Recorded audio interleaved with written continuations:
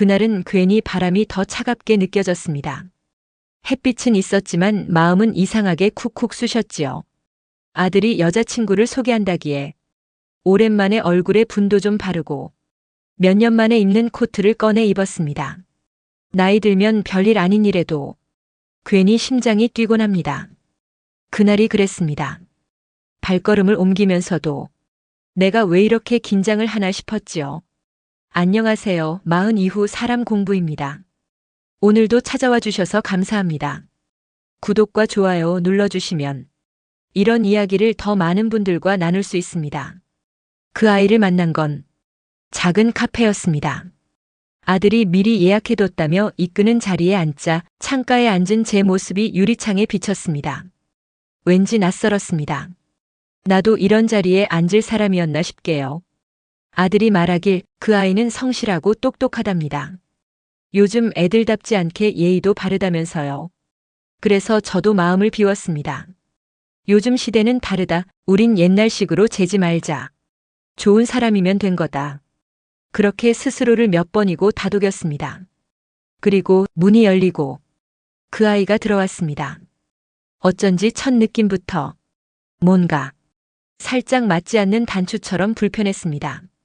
말 한마디 없었는데도 표정, 걸음걸이, 심지어 앉는 자세까지도 왠지 낯설게 느껴졌습니다. 예쁘장하네 싶은 외모 뒤에 어떤 사람이 숨었는지 그건 시간이 지나면 보이겠거니 싶었습니다. 처음엔 말도 예쁘게 하더군요. 아들 옆에서 손을 모으고 고개를 끄덕이며 웃고 겉보기엔 나무랄 데 없었습니다. 하지만 이상했지요. 무언가가 자꾸 제 속을 건드렸습니다. 말투가 너무 매끄럽다고 해야 할까요? 어디서 본 듯한, 그런데 딱히 마음에 와닿지 않는. 그리고 그 아이가 조심스레 입을 열었습니다. 그 순간부터 제 마음속에서는 무언가가 아주 천천히 조용히 무너져 내리고 있었습니다. 이상하게 그날 제가 마신 커피 맛조차 쓸쓸하고 쓰게 느껴졌습니다. 그리고 그 만남이 끝나기도 전에 저는 결심했습니다. 이 아이는 우리 가족이 될 수 없는 사람이라고. 그날 카페 안은 참 따뜻했습니다. 천장에서 떨어지는 조명도 부드럽고 창밖엔 봄이 조금씩 묻어나기 시작한 날이었지요. 하지만 저는 의자에 앉아 있으면서도 한 발짝쯤 멀찍이 떨어진 기분이었습니다. 아들이 말했습니다. 엄마, 이 친구예요. 결혼까지 생각하고 있는. 그 말을 듣는 순간 제 심장은 한 박자 멈추는 것 같았습니다. 그 아이는 웃으며 인사를 건넸습니다. 고개를 조아리는 자세, 말끝을 다소곳이 내리는 목소리. 어디 하나 빠지는 구석이 없었습니다. 그러니 더 무서웠습니다. 저런 아이가 저렇게 완벽하게 준비된 태도로 사람 앞에 선다는 게요. 한참을 들여다봤습니다. 그 아이의 얼굴을, 눈동자를. 그런데 이상했어요. 그 미소에서 사람의 냄새가 아니라 연습된 장면 같은 느낌이 났습니다. 마치 오랜 시간 거울 앞에서 몇백 번은 맞춰봤을 듯한 그런 표정이었지요. 커피를 한 모금 들이켜던 아이는 조심스레 말을 시작했습니다. 아버님은 안 계시다고 들었습니다. 그래서 두 분만 사시는 거죠? 순간 저는 아들의 눈치를 살폈습니다. 이걸 처음부터 꺼내야 하나 싶었지만 그 아이는 멈추지 않았습니다. 저희 엄마는 그런 부분을 좀 중요하게 보세요. 그러니까 재산 분쟁 같은 거 미리미리 정리하시는 집이면 나중에 훨씬 덜 복잡하다고 하시거든요. 심장이 쿵 내려앉는 소리를 들었습니다. 아니, 느꼈습니다. 이 아이가 지금 무슨 말을 하고 있는 거지? 순간 이해하려 애썼습니다. 긴장해서 실수했나? 표현이 조금 서툰 걸까? 하지만 아니었습니다. 그 아이는 조금도 망설이지 않았습니다. 어머님은 일 안 하시죠? 그러면 더 여유로우실 수도 있겠네요. 전 어릴 때부터 그런 게 불편했거든요. 집에만 계시는 분들 보면 답답해서요. 그 말을 듣고 저는 말이 나오질 않았습니다. 숨이 탁 막히고 입술이 마르기 시작했습니다. 제 머릿속에서 수십 년의 기억이 한 장 한 장 필름처럼 돌아가고 있었습니다. 냄비를 2개나 올려놓고 아이 이유식을 끓이던 저녁. 눈이 펑펑 오던 날 기저귀 젖은 걸 확인하고 장갑도 없이 종합병원까지 뛰던 아침. 목욕탕에서 혼자 서럽게 울면서 나는 언제쯤 제대로 밥을 먹을 수 있을까 생각하던 그 겨울. 그 시절 나는 일을 안 했던 게 아니라 숨을 안 쉬고 살았던 사람이었습니다. 그 아이는 그 모든 걸 집에만 있는 사람이라 불렀습니다. 그러면서 또 말을 이었습니다. 요즘은 워낙 세상이 바쁘잖아요. 그래서 저도 배우자 어머님이 어떤 삶을 살아오셨는지가 중요하다고 생각하거든요. 그냥 한 집의 중심에 계셨던 분이라면 그 영향이 클 수밖에 없잖아요. 한 집의 중심. 그 말에서조차 나는 어른이 아니라 불편한 존재가 된 느낌이었습니다. 아들은 옆에서 아무 말이 없었습니다. 고개를 끄덕이는 것도 아니었고 멈추게 하는 것도 아니었고 그냥 머쓱한 듯 조용히 눈만 떨구고 있었지요. 그 모습에 나는 두 번째로 무너졌습니다. 나는 이제 누구의 엄마도 아니고 누구의 중심도 아닌 것 같았습니다. 단지 그들의 눈엔 집에만 있는, 편하게 사는, 그리고 정리돼야 하는 재산의 주인일 뿐이었습니다. 그 아이는 커피잔을 돌리며 또 말했습니다. 어머님은 되게 말씀이 없으시네요. 제가 혹시 실수했나요? 그 말이 마지막이었습니다.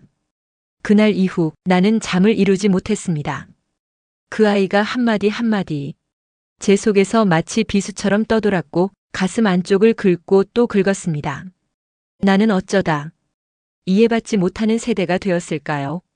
나는 어쩌다 설명해야 할 존재가 되었을까요? 내 삶은 누군가의 기준에 맞춰 설명되고 평가되고 줄 세워지는 건가요? 그날 밤 나는 속으로 다짐했습니다. 이 아이는 우리 집 식구가 될 수 없어. 하지만 아들은 아직 그 사실을 모릅니다. 그 아이가 했던 말들이 저를 어떻게 무너뜨렸는지, 그 아이의 예쁜 포장 속 얼마나 깊은 무시와 탐욕이 숨어 있었는지를요. 그 진실을 이제 천천히 그 아이와 그리고 아들이 알아가게 될 겁니다.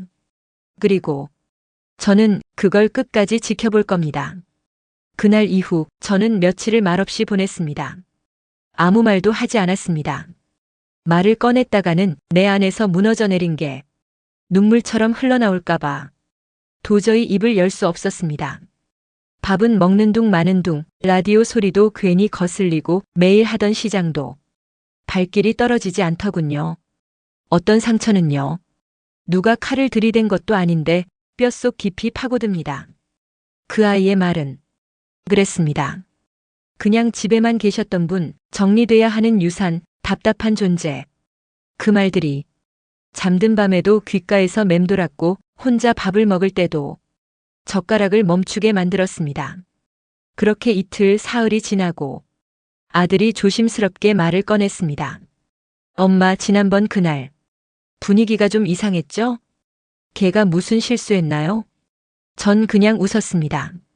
아무 말도 하지 않고 그냥 고개만 가볍게 저었지요.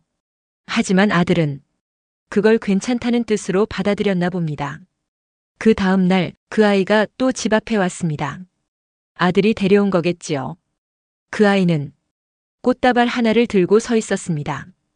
예쁘게 포장된 겉으로는 성에 있어 보이는 선물. 하지만 저는 알 수 있었습니다. 그 꽃이 사람이 아니라 상황을 위한 것이라는 걸. 그 아이는 진심을 안고 온 게 아니었습니다. 사과의 절차를 밟으러 온 겁니다. 그래서 말했습니다. 처음으로 아주 조용히, 차갑게. 그 아이 다시 데려오지 마라. 아들은 당황했습니다. 왜요? 무슨 일이 있었는지 말씀이라도 좀 해주세요. 말 안 하시면 어떻게 알아요?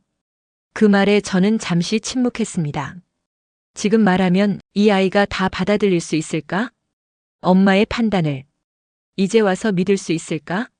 하지만 저는 이제 말해야 했습니다. 내가 보고 들은 것, 그리고 그날 느낀 직감이 결코 틀리지 않았다는 걸 이 아이가 언젠가는 알게 될 테니까요. 그 아이는 사람을 보는 게 아니라 상황을 봐. 아들은 못 알아들었습니다. 아니, 알아들었는데. 인정하기 싫었던 거겠지요. 걔가 좀 어리긴 해도 아기가 있었던 건 아니잖아요. 요즘 애들 다 저래요. 솔직하게 말한 것뿐이에요. 그 말이 제 마음을 두 번째로 쳤습니다. 요즘 애들 다 저렇다. 그럼 그런 세상에서 우리는 그냥 도태된 구세대로 살아야 한단 말인가요? 나는 다시 말했습니다. 그 아이는 나를 어른으로 보지 않았고 가족으로 받아들일 준비가 안 됐고 무엇보다 너를 있는 그대로 사랑하지 않아. 아들은 말했습니다. 엄마가 단정 짓지 마세요. 아직 서로 알아가는 단계인데. 단정? 아니요. 그날의 말들은 단정이 아니라 노출이었습니다. 그 아이가 어떤 사람인지 스스로 증명한 말들이었습니다. 저는 아무 말 없이 창밖을 바라보았습니다. 햇살이 길게 거실 바닥을 스치고 있었지만 제 마음은 어두운 구름에 뒤덮여 있었습니다. 그리고 가슴 한구석에서 이 말이 조용히 새어나왔습니다. 그런 아이랑 가정을 이루면 너도 상처받는다. 엄마는 그게 두려워. 아들은 아무 말이 없었습니다. 그날 이후 며칠 동안 연락도 없었지요. 아마 혼자서 생각하고 있었을 겁니다. 하지만 저는 압니다. 이 아이는 아직 거기까지 마음이 닿지 않았다는 걸요. 그 아이와 아들, 그 둘을 바라보며 저는 묵묵히 기다리기로 했습니다. 이 판단이 옳았다는 걸 시간이 증명해 줄 거라 믿었으니까요. 그날 이후 집은 더 조용해졌습니다. TV를 켜도 소리가 울렸고 밥솥 뚜껑을 열어도 김이 나지 않는 것처럼 느껴졌습니다. 사람 하나가 생각 속에서 나가지 않으면 집안도 마음도 텅 빈 방 같아지기 마련입니다. 하지만 저는 이제 그 방 안에서 제 자신을 지켜야 했습니다. 이제는 누군가의 말에 휘둘려 내 자리를 잃고 싶지 않았습니다. 그 아이는 몰랐겠지요. 그날 카페에서 제가 얼마나 조용했는지. 그건 내가 할 말이 없어서가 아니라 너무 많은 말들이 가슴에서 북받치고 있었기 때문이라는 걸요. 그리고 저는 알고 있었습니다. 그 아이의 말들은 단지 무례한 게 아니라 본심이었고 그 본심은 결코 가족이 될 수 없는 벽이었습니다. 조용한 밤 저는 혼잣말을 중얼거렸습니다. 그 애가 아니면 안 되냐? 꼭 그 애여야 하냐? 그럼 너는 아직 진짜 사랑을 못 만난 거야. 그리고 며칠 뒤 모든 것이 움직이기 시작했습니다. 아들의 선택, 그 아이의 진심, 그리고 제 마지막 결심까지. 그 이야기들은 이제부터 서서히 드러나기 시작할 겁니다. 며칠 동안 아들은 연락이 없었습니다. 늘 퇴근 후면 들르던 아들인데 그날 이후부터는 전화도 문자도 심지어 가족 채팅방에도 발길이 끊겼습니다. 괜찮다고, 엄마가 너무 예민했던 것 같다고 스스로 위로했지만 사실은 불안했습니다. 그러던 어느 날 집 앞에 차가 멈췄습니다. 아들의 차량 번호판이 커튼 틈으로 스치듯 지나갔고 곧이어 현관 초인종이 울렸습니다. 저는 문을 열지 않았습니다. 잠시 망설였습니다. 그 아이도 함께였습니다. 그날 카페에서 봤던 바로 그 아이. 하지만 이번엔 눈빛이 달랐습니다. 예의가 아니라 불편함이 깔린 눈빛. 그리고 손에 들린 종이봉투. 대충 포장된 느낌. 저를 위한 선물이라기보단 할 일 하나 더 남은 사람처럼 그런 표정이었습니다. 아들이 말했습니다. 엄마, 얘가 정말 죄송하대요. 그날 말 실수한 거 너무 후회한다고. 그 아이는 기계처럼 고개를 숙였습니다. 어머님, 죄송했어요. 제가 괜한 말씀드려서. 하지만 저는 알고 있었습니다. 진심은 눈빛에서 느껴지고 말의 순서에서 묻어나며 침묵 속에서 빛나는 법이라는 걸요. 그 아이는 실수를 인정하는 게 아니라 불쾌함을 감추는 중이었습니다. 며칠 뒤 아들은 다시 혼자 찾아왔습니다. 얼굴이 많이 상해 있었고 눈가엔 지친 그림자가 드리워져 있었습니다. 저는 묻지 않았습니다. 말을 꺼낼 때까지 기다렸습니다. 그리고 아들은 어렵게 말을 꺼냈습니다. 엄마, 걔가 나한테 이런 말 했어요. 엄마가 너무 예민하다고. 나이 드신 분들은 괜히 자존심 세우는 경우가 많다고. 저는 아무 말 없이 숟가락을 내려놨습니다. 그 소리가 그날의 커피잔보다 더 크게 들렸습니다. 그리고 솔직히 말씀드릴게요. 걔가 유산 얘기를 또 꺼냈어요. 결혼 전에 어느 정도 명의가 정리돼 있으면 좋겠다고. 저는 그 순간 이미 알고 있던 퍼즐이 완전히 맞춰졌다는 걸 느꼈습니다. 그 아이는 가족을 만들러 온 게 아니라 상속 계획을 짜러 온 사람이었습니다. 아들은 말을 이어가지 못했습니다. 손으로 이마를 짚으며 천천히 고개를 저었지요. 엄마 말이 다 맞았어요. 처음엔 내가 너무 예민한가 했는데 자꾸 말이 반복돼요. 엄마가 있는 걸 부담이라고 느끼는 게 보여요.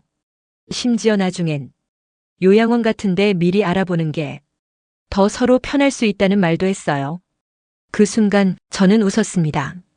비웃음이 아니라 긴장과 억눌림이 녹아내리는 안도의 웃음이었습니다. 나는 더 이상 설득하지 않았습니다. 변명도 하지 않았고 봐라 내가 그랬잖냐는 말도 꺼내지 않았습니다. 그냥 한마디만 했습니다. 이젠 알겠니? 그날 밤 아들은 울었습니다. 소리내어 울지는 않았지만 눈가에 맺힌 물기, 부르르 떨리는 어깨에 자기가 믿고 싶었던 사람이 자기를 속이고 있었단 걸 처음으로 인정하는 순간이었겠지요. 그리고 다음 날 아들은 그 아이와 헤어졌습니다. 그 아이는 마지막까지 반성하지 않았습니다. 그 정도 말도 못하나요? 요즘 다 그렇게 준비하는데 결혼은 사랑만으로 되는 거 아니잖아요. 그 말이 마지막이었습니다. 그리고 모든 것이 조용해졌습니다. 집안이 다시 따뜻해졌습니다. 햇살도 부드럽게 스며들었고 라디오에서 흘러나오는 음악도 귀에 잘 들어왔습니다. 무엇보다 제 가슴이 한참 만에 편안해졌습니다. 며칠 뒤 아들이 손에 케이크를 들고 왔습니다. 초는 하나, 미안함이라는 이름의 촛불 하나. 엄마, 내가 철이 없었어요. 그 말에 저는 눈물이 났습니다. 그래. 이제 내가 철이 들었으니 엄마는 그걸로 충분하다. 사람은 누구를 만나느냐도 중요하지만 누구를 거르느냐가 더 중요할 때도 있습니다. 그 아이를 거른 건 결혼을 망친 게 아니라 인생을 지킨 일이었습니다. 그리고 지금 저는 그저 감사할 따름입니다. 제 아들이 사람을 볼 줄 아는 눈을 가졌다는 걸요. 그리고 그 눈을 믿을 줄 아는 어머니가 있었다는 걸요. 아들이 파혼한 지 한 달쯤 됐을 무렵 집안에는 조금씩 공기가 바뀌기 시작했습니다. 무겁던 침묵이 걷히고 늦은 오후에 들리는 라디오 소리가 이상하게 마음에 감기더군요. 그 전엔 아무렇지 않게 들리던 도어락 소리, 밥 짓는 전기밥솥에 김 빠지는 소리, 그리고 혼잣말도 그 모든 것이 갑자기 낯설게 느껴졌습니다. 파혼이란 게 단지 사람 하나 끊어낸 일이 아니었습니다. 그건 오랫동안 쌓아온 어떤 기대와 인내, 그리고 이 아이만은 다를 거라 믿었던 그 마음 하나를 스스로 지워낸 일이었습니다. 저는 그동안 엄마라는 이름으로 살아왔고 누군가의 시어머니가 될 준비를 하며 늘 조심하고 참으며 기다렸습니다. 하지만 이제는 기다릴 이유도 참을 이유도 누군가에게 인정받을 이유도 없어진 거였지요. 아들이 자주 들렀습니다. 예전보다 더 자주, 말수가 줄었지만 대신 눈빛은 깊어졌고 가끔은 제게 조심스럽게 묻기도 했습니다. 엄마, 혼자 있는 거 괜찮으세요? 그 말이 참 고맙더군요. 아무 일 없는 척 웃기만 했던 시절엔 누구 하나 제 안부를 묻지 않았거든요. 하지만 지금은 아들이 저를 하나의 사람으로 보고 있다는 게 느껴졌습니다. 하루는 시장에서 예전에 마주쳤던 분이 제게 물었습니다. 그 예비 며느리 되던 아가씨는 결혼은 언제예요? 저는 조용히 웃으며 말했습니다. 그 인연은 거기까지였어요. 그 말을 하고 나니 이상하게 마음이 후련했습니다. 말이란 게 때로는 속을 파고들기도 하지만 또 때로는 속을 꺼내놓는 구멍이 되기도 하니까요. 그날 이후 저는 저 자신을 위해 꽃을 샀습니다. 분홍 장미 몇 송이, 싱싱한 브로콜리, 그리고 작은 호박 하나. 밥상 위에 이름 없이 채워졌던 찬거리들이 이젠 내 이름을 붙인 내 하루가 되었고, 그 하루가 제 존재를 붙잡아주는 작은 줄기가 되어 주었습니다. 아들은 조금씩 변했습니다.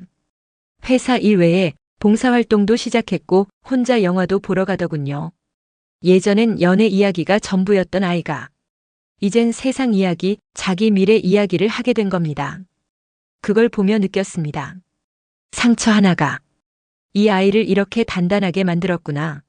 그러던 어느 날 아들이 말했습니다. 엄마, 나 누굴 만나더라도 절대 엄마 부끄러워하는 사람은 안 만날 거예요. 그 말을 듣고 얼마나 울었는지 모릅니다. 예전에 나는 말 한마디에도 움츠렸고 기억을 꺼내는 것조차 스스로 창피해하던 사람이었는데, 이제는 내 이름, 내 인생, 그리고 내가 걸어온 시간을 당당히 드러낼 수 있는 사람이 되어 있었던 겁니다. 어느 오후 동네 복지관에서 자원봉사로 동화책 읽는 프로그램에 참여하게 됐습니다. 처음엔 어색하고 부끄러웠지만 아이들이 제 주름진 손을 붙잡고 할머니 목소리가 따뜻해요라고 말해주던 순간, 저는 그때 처음 다시 사람으로서의 나를 정면으로 마주했습니다. 그날 밤 제 자신에게 작은 편지를 썼습니다. 내가 내 인생을 다시 살고 싶어 한 건 결코 늦은 욕심이 아니었다. 그건 이제서야 진짜 내가 된다는 뜻이었다. 이제 저는 누구의 어머니도 아니고 누구의 시어머니도 아닌 그저 한 사람의 나 자신으로 살아가고 있습니다. 그 아이와의 인연은 그리 길지 않았습니다. 하지만 그 덕분에 더 소중한 인연 하나를 다시 만날 수 있었습니다. 바로 저 자신이었습니다. 이 이야기를 듣고 계신 당신도 혹시 지금 누군가에게 부정당한 적이 있나요? 당신의 삶이 노력해온 시간이 가치 없다는 말 한마디에 무너졌던 순간이 있었나요? 그렇다면 꼭 기억하세요. 당신은 지금 이 순간에도 다시 시작할 수 있는 귀한 사람이라는 걸요. 그리고 그 시작은 누군가의 인정을 받는 데서가 아니라 나를 다시 믿는 데서부터 시작된다는 걸요. 어느 날이었습니다. 시장 한 귀퉁이 콩나물 다발을 고르던 그 시간에 누군가가 제 앞에 섰습니다. 너무 낯익은 얼굴이었습니다. 그 아이, 한때 제 아들의 예비 며느리였던 바로 그 아이. 사람은 변하지 않는다지만 이 아이는 참 많이 바뀌어 있었습니다. 화장은 흐릿했고 손에는 장바구니, 옷은 지난 유행이 묻어나는 평범한 차림. 하지만 그 눈빛은 그대로였습니다. 당황한 건 저보다 그 아이였습니다. 눈이 휘둥그레지더니 당황한 웃음을 지으며 말을 꺼냈습니다. 어머님, 아니, 그 잘 지내시죠? 그 말에 웃음이 새어나왔습니다. 어느새 어머님이 입에 다시 붙었나 봅니다. 저는 대답하지 않았습니다. 아니, 굳이 하지 않아도 됐습니다. 그 아이는 말을 이었습니다. 저 그땐 제가 철이 없었습니다. 나중에 보니까 제가 너무 말이 앞섰더라고요. 사실 엄마도 그러더라고요. 그런 얘긴 웬만하면 하지 말라고. 웬만하면이란 단어가 귓가에 남았습니다. 그날의 말들이 웬만해서 한 말들이었단 뜻인가요? 그럼 웬만하지 않았더라면 더 깊은 말도 꺼냈겠구나 싶더군요. 그 아이는 작은 한숨을 쉬고 말했습니다. 요즘은 남자 보는 눈이 좀 달라졌어요. 이제는 환경보다는 진짜 가족 생각하는 사람이 좋은 것 같더라고요. 그 말에 조금은 씁쓸한 미소가 지어졌습니다. 환경을 따지다. 사람을 잃었던 그 아이. 그리고 결국 아무것도 가진 것 없는 자신만 남았겠지요. 그 아이는 말했습니다. 혹시 요즘 아드님은 괜찮으세요? 가끔 생각나요. 그때 너무 갑작스럽게 끝나서 저는 대답하지 않았습니다. 그냥 가만히 콩나물 한 줌을 비닐봉지에 담으며 고개를 천천히 끄덕였습니다. 사실 그 아이가 궁금한 건 아들의 안부가 아니라 혹시 아직 기회가 있을까 하는 계산이었겠지요. 그 말투, 그 시선의 방향, 그리고 끝나지 않은 묘한 태도. 사람은 정말 중요한 걸 놓쳤을 때 비로소 되돌리고 싶다는 말을 꺼내게 됩니다. 하지만 그때는 이미 늦은 겁니다. 그 아이는 가만히 저를 쳐다보다 작게 말했습니다. 그때 어머님이 안 계셨더라면 전 지금쯤 며느리가 됐을 수도 있겠네요. 그 말이 결정적이었습니다. 그때 어머님이 안 계셨더라면 그 아이는 지금도 자신이 왜 며느리가 되지 못했는지를 제 탓으로 여기고 있었습니다. 그리고 아직도 자신의 판단은 그리 틀리지 않았다고 생각하는 것이겠지요. 저는 조용히 말했습니다. 그래. 그땐 내가 있어서 내가 며느리가 되지 못했지. 근데 지금 와서 돌이켜보면 다행이야. 너도 우리도. 그 아이는 무슨 뜻인지 모른다는 듯 작은 미소만 지었습니다. 하지만 전 더 이상 그 아이에게 어떤 기대도 감정도 없었습니다. 그저 하나의 지나간 인연, 가르침을 남기고 간 사람, 그 이상도 이하도 아니었습니다. 집으로 돌아오는 길, 하늘이 높고 맑았습니다. 늦은 오후, 햇살이 가로수 사이로 반짝이고 바람은 선선했습니다. 나는 그날 처음으로 정말로 가벼워졌다는 걸 느꼈습니다. 그 아이와의 대화는 과거의 나였다면 며칠이고 가슴을 짓눌렀겠지요. 하지만 이제는 달랐습니다. 나는 그 아이의 말을 옛날 뉴스처럼 들었고 그 아이의 얼굴을 지나간 기억처럼 받아들였습니다. 그리고 집에 돌아와 거울을 봤습니다. 거기에는 누구의 엄마도 누구의 시어머니도 아닌 그저 나, 이 사람 하나만이 정면을 보고 있었습니다. 사람이 산다는 건 사랑을 키우는 일이기도 하지만 끊어내는 법을 배우는 일이기도 합니다. 나는 그 아이를 끊어냈고 그 관계를 지웠고 그 흔적마저도 이제는 안녕이라고 말할 수 있게 되었습니다. 이제는 누가 와서 뭐라 해도 내 삶은 흔들리지 않습니다. 왜냐하면 이 삶은 이제부터는 온전히 내 기준으로 살기로 했기 때문입니다. 그리고 그 기준은 돈도 체면도 관계도 아닌 존중과 사람됨이라는 걸 나는 그 아이 덕분에 확실히 배웠습니다. 이야기를 듣고 계신 당신도 혹시 누군가의 말에 한 번쯤 당신의 존재가 흔들린 적 있나요? 혹은 이건 내 잘못이 아닐까? 괜히 내가 예민했던 건 아닐까? 자책한 적 있나요? 그렇다면 부디 오늘 이 이야기를 기억해 주세요. 당신이 느낀 그 예감, 그 본능은 틀리지 않았습니다. 그리고 당신이 누군가의 상대가 아니라 당신 자신으로서 살아갈 자격이 있다는 걸요. 나는 그날 이후 더 단단해졌습니다. 더 조용해졌지만 더 강해졌고 더 고요하지만 결코 쉽게 무너지지 않는 사람이 되었습니다. 그리고 그게 바로 인생의 가장 큰 복수라는 것도 이제는 압니다. 그날도 별다른 날은 아니었습니다. 평소처럼 시장을 보고 돌아와 집 안 청소를 끝내고 찬물 하나 올려놓은 오후, 갑자기 아들에게서 연락이 왔습니다. 엄마, 오늘 저녁 시간 괜찮아요? 느닷없던 그 물음에 심장이 괜히 쿵 내려앉았습니다. 누구를 데려오려는 건가? 괜한 상상이 밀려들었습니다. 혹시 또 그런 일은 없겠지. 이 아이도 이젠 알아서 하겠지. 머릿속에서 한참 계산을 굴리고 있는데 아들의 문자가 하나 더 도착했습니다. 한 사람을 데려가려 해요. 천천히 만나 뵙고 싶다고 해서요.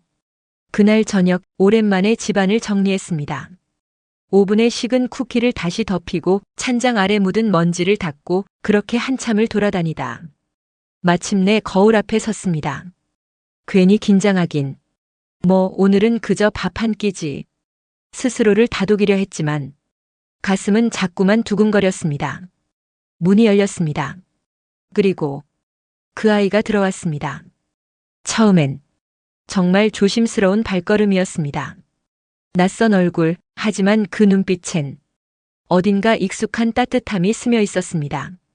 아들이 말했습니다. 엄마, 이 사람은요. 날 있는 그대로 봐줬어요. 내가 누군지, 내 가족이 어떤 사람들인지, 그런 걸 조건이 아니라 그대로의 배경으로 받아들이는 사람이에요. 그 말을 듣는 순간 저는 이미 어느 정도 알고 있었습니다. 이 아이는 그 전에 누군가와는 다르다는 걸요. 그 아이는 두 손을 가지런히 모으고 작게 고개를 숙였습니다. 안녕하세요. 만나 뵙게 되어 영광이에요. 아드님에게 얘기를 많이 들었어요. 말투는 짧고 조심스러웠지만 그 속엔 진심이 담겨 있었습니다. 그리고 그 아이는 웃으며 이런 말을 덧붙였습니다. 어머님이 어떤 분이신지 직접 뵙고 싶었어요. 아드님 말씀대로 정말 따뜻한 분이시네요. 그 말에 나는 대답하지 않았습니다. 그저 고개를 천천히 끄덕였을 뿐입니다. 눈가가 촉촉해졌습니다. 하지만 그건 슬픔도 억울함도 분노도 아닌 안도였습니다. 식사가 끝나고 과일을 함께 깎아 먹으며 우린 오래된 이야기를 나누었습니다. 아들의 어릴 적 사진, 어머니가 힘들었던 시절, 그리고 파혼 얘기까지. 그 아이는 조용히 듣기만 했습니다. 중간에 끼어들지도 표정으로 평가하지도 않았습니다. 그저 공감하며 경청했습니다. 사람은 자신이 무엇을 줄 수 있느냐보다 상대의 삶을 얼마나 이해하려 드느냐로 그 진심이 드러납니다. 그 아이는 사람의 뒷모습을 볼 줄 아는 사람이었습니다. 식사가 끝나고 아들이 정식으로 말했습니다. 엄마, 나 이번엔 조심스럽게 걸어가 보려 해요. 부탁드릴게요. 그 순간 나는 가슴 깊이에서 올라오는 한마디를 꺼냈습니다. 그래. 이번엔 내가 기꺼이 손잡아 줄게. 그리고 그날 밤 혼자서 거실에 앉아 하늘을 바라보았습니다. 달빛이 참 고요했습니다. 마음도 이젠 정말 평안했습니다. 나는 더 이상 누군가의 시선에 흔들리지 않았고 시어머니라는 호칭에 불안해하지 않았습니다. 왜냐하면 그 단어가 의미하는 책임과 품격이 내 안에 이미 자리 잡았다는 걸 나는 알고 있었기 때문입니다.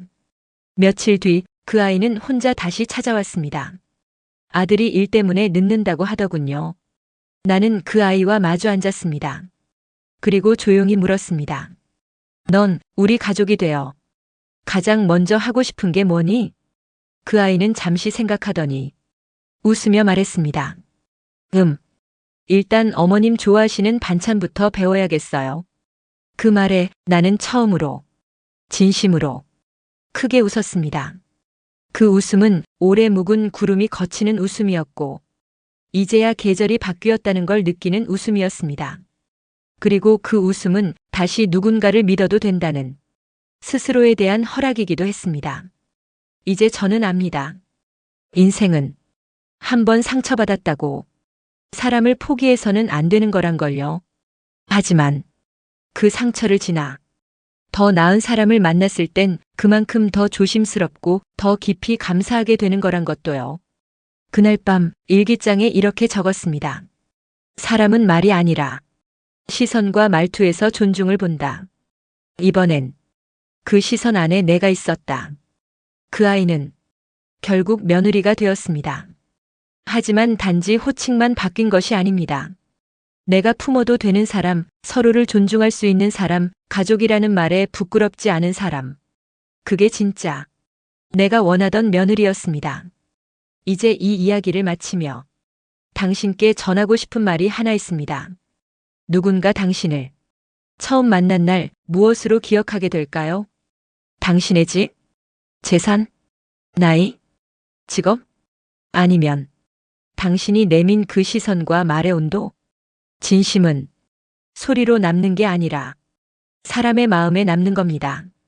그 아이는 그걸 알고 있었고 나는 그걸 기억하게 되었습니다. 이제 저는 다시 웃으며, 다시 사랑하며, 다시 나답게 살아갑니다. 그리고 그 누구보다 지혜로운 어른이 되었다고 스스로 말할 수 있습니다. 그것이 이 이야기의 마지막 선물입니다. 오늘도 마흔 이후 사람 공부와 함께 해주셔서 감사합니다.